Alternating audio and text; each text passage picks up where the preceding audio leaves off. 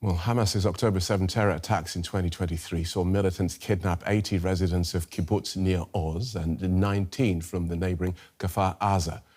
Ever since then, hostages' families have had to endure agonizing waits for news. The Bibas family, taken hostage from their kibbutz of Nir Oz on October 7th and not heard from since. Kfar Bibas was 9 months old, his brother just a 4-year-old, taken with their mother, father and uncle. Their grandparents murdered.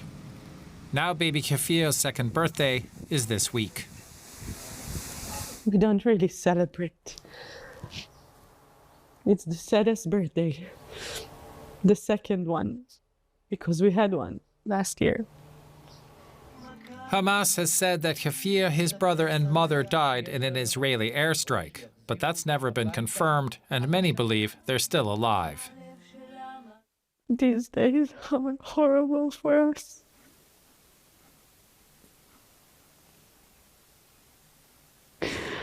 I want to know already if they're coming back. I want to know already if they're okay or not. I want to hold my cousin in my arms.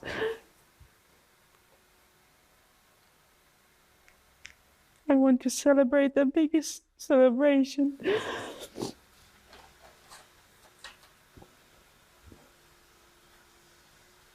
And I'm ashamed. Amit Susanna was also kidnapped on October 7th from the neighboring kibbutz of Kfar Aza. She spent 55 days in captivity, some of that in a Hamas tunnel. She was the first freed captive to speak out publicly on sexual abuse by her Hamas captors. There was little food.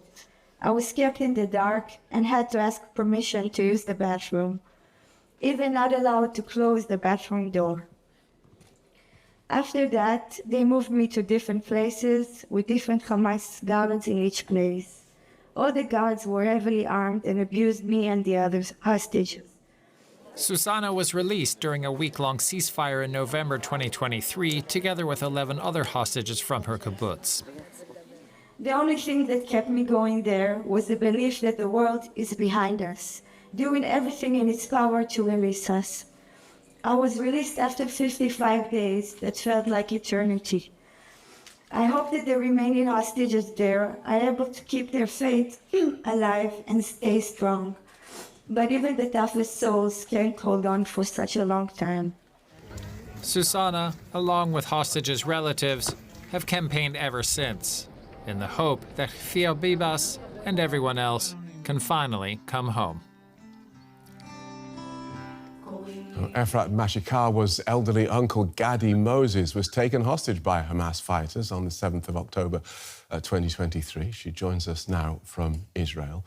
Welcome to DW, Efrat. When I left here yesterday, the world was waiting for a deal. Then there was news of a deal. And then in the last couple of hours, we have the news that Israel says it's put off indefinitely any plans to ratify this deal. Talk us through how the last 24 hours have been for you. We are trying to restrain our optimism, as we have learned for so many days, a year and 3 months, that things are very delicate. But it is the optimism that is holding us, and it does continue to be.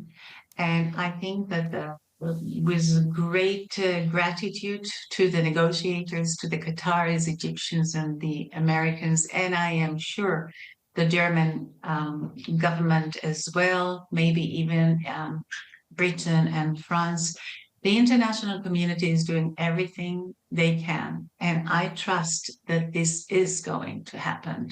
We're very cautious. It is not a joyful celebration. It is very sensitive and very hard, but it is going to happen. And I believe that light will overcome this terrible darkness of 1 year and 3 months. And has the Israeli government been keeping you and other families of hostages in the loop as the deal came closer and then disappeared? There aren't much official announcement yet. And we're waiting for that. We are waiting for the call. My aunt came back in the deal back, November 2023, and we know the drill, and this is what we're waiting for. I can only think of the images of my aunt moving to the Red Cross vehicles, and then the announcement that they are on the ground in Israel. This is what I think we're all waiting. And I have to say, my uncle, who is 80 years old, is coming back. But we have, I hope, but we do have to make sure that every single hostage is coming back. And they all deserve to be back. And this war was devastating. It's time to make a closure and to heal.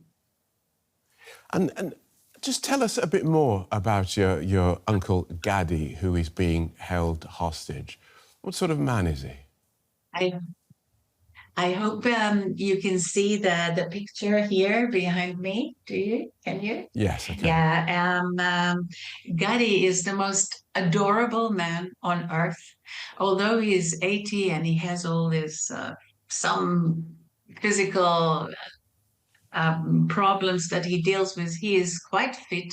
He is a farmer, a peace-seeking farmer. He worked with communities all over the world. He has been in South America, in Papua New Guinea, really all over the world, including Arab countries like Egypt and Jordan, and working closely with Palestinians. He has this smile and the best, strongest hug. I know he will come back weak, but we are here to support him and love him.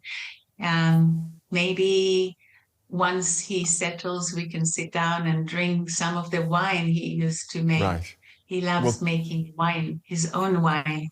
We wish you well, and thank you so much for sharing your story and his story with us. Efrat Machikawa, whose uncle is amongst the hostages. Thank you very much. And